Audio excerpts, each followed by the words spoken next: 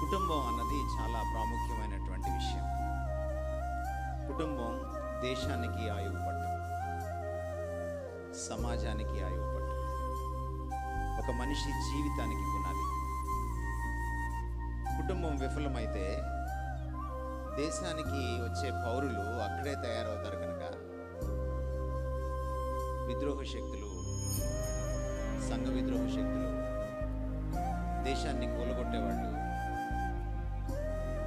Rowdyism చేసేవాళ్ళు, గుండాగిరి చేసేవాళ్ళు, అవినీతి రాజకీయ నాయకులు, అవినీతి సంఘ నాయకులు, వీళ్ళందరూ అక్కడి నుంచే వస్తారు. కుటుంబం బాగుందనుకోండి, మంచి పౌరులు వస్తారు, మంచి నాయకులు వస్తారు, మంచి విద్యావంతులు, మేధావులు వస్తారు.